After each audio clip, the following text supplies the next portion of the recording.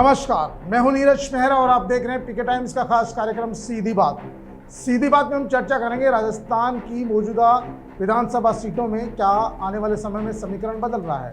राजस्थान में मौजूदा 200 सीटें हैं, जो बताया जा रहा है कि आने वाले समय में 270 हो सकती है।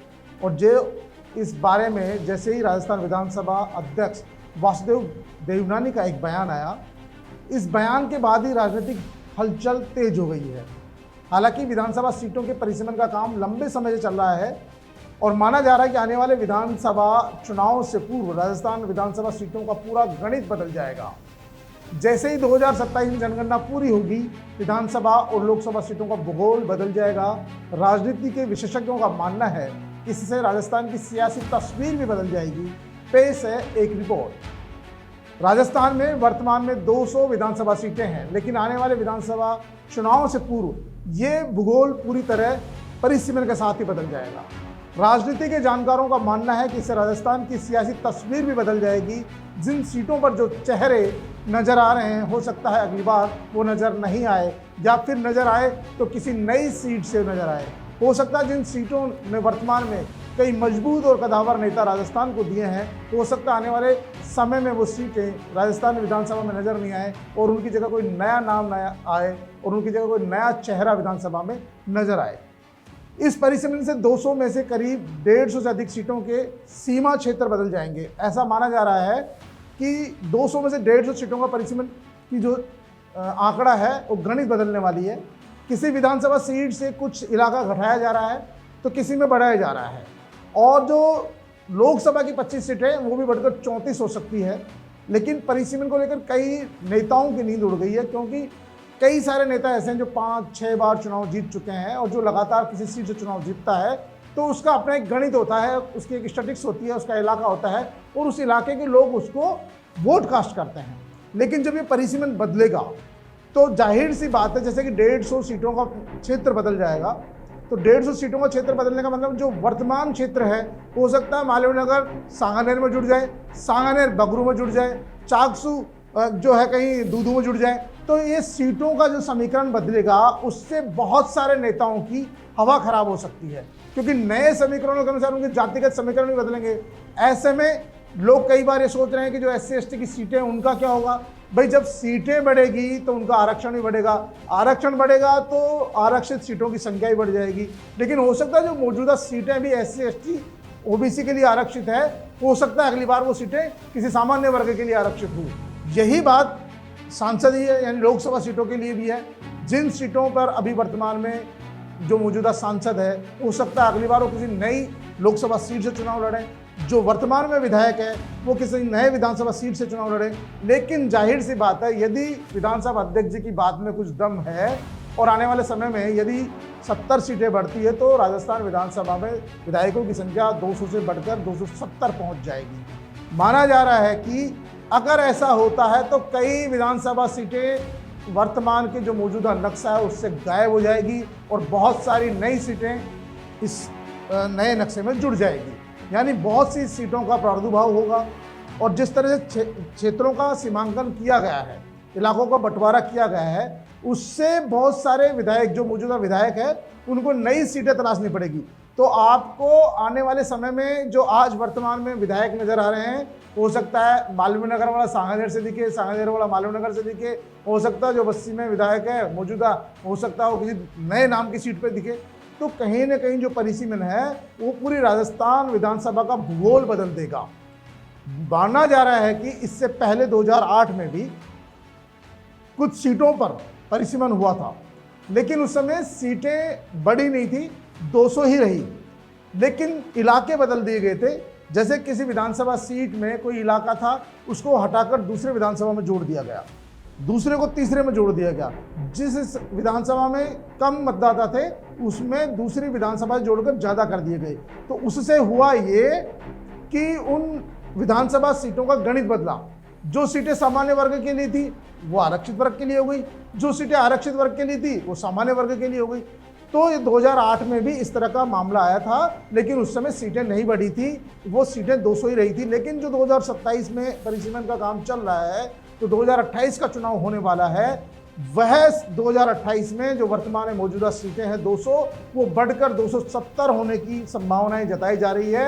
और जब से इस बात की हलचल या सुगबुगाहट शुरू हुई है, या विधानसभा अध्यक्ष के मुंह से ये बात निकल गई कि अब तो भाई 200 नहीं 270 सीटें होने वाली है, तो तब से लेकर जो विधायक है उनके चिंताएं भी बढ़ गई है कि बहुत सारे नए चेहरे आएंगे, बहुत सारे पुराने चेहरे चले जाएंगे, बहुत सारे जो मौजूदा वर्तमान विधायक है हो सकता है आरक्षित सीट पर बैठे हों लंबे समय से, हो सकता है अगली बार वो सीट ही उनके लिए नहीं हो और सामान्य वर्ग के लिए आरक्षित है, हो सकता है सामान्य वर्ग में कोई विधायक बैठे हों लंबे समय से, हो सकता है वो सीट किसी आरक्षित वर्ग के लिए आरक्षित हो जाए, हो सकता है महिलाओं के लिए आरक्षित है। ऐसा भी माना जा रहा है कि महिलाओं के लिए भी इस बार जो है सीटें आरक्षित हो सकती है। यदि चुनाव से पूर्व लोकसभा और विधानसभा की सीटों पर 33% आरक्षण का फार्मूला आता है, तो कई सीटों पर जो आज की तारीख में पुरुष विधायक है वहाँ पर महिलाओं को अवसर मिलेगा, यानी कि आपकी सीट पर महिला नेताओं को भी अवसर मिलेगा।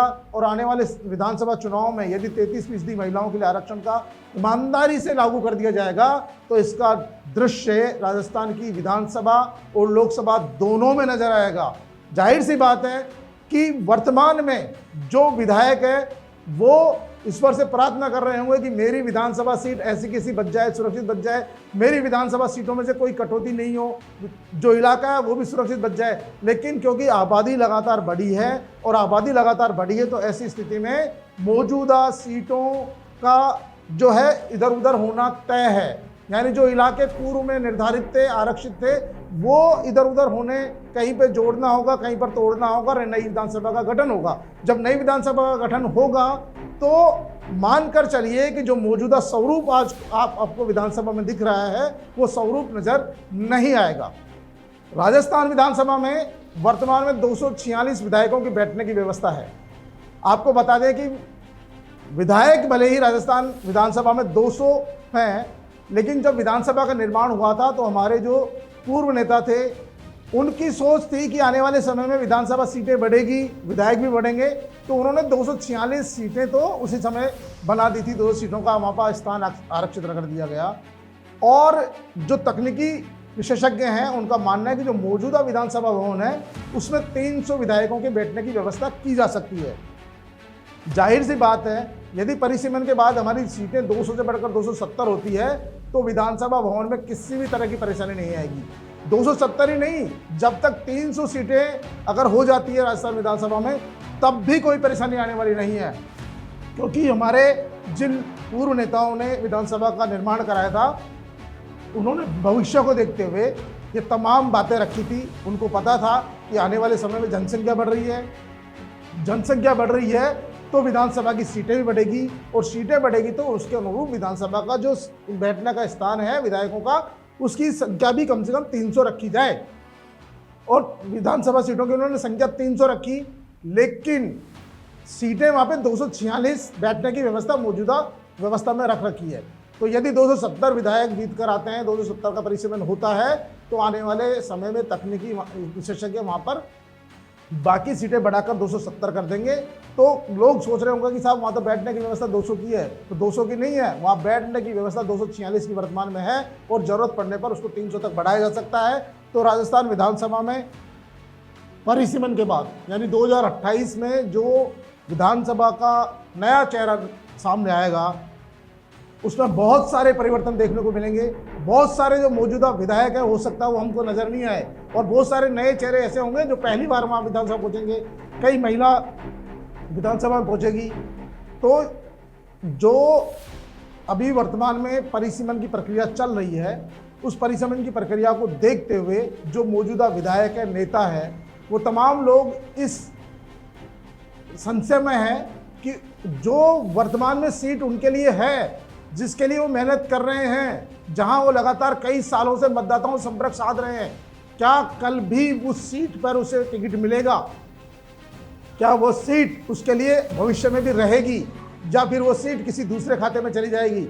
इन तमाम बातों को लेकर संशय चल रहा है, लेकिन तय है कि परिसीमन के बाद पूरी विधानसभा का भूगोल बदल जाएगा, पूरी विधानसभा के समीकरण बदल जाएंगे और विधायकों की संख्या बढ़कर 200 से ज़्यादा होगी।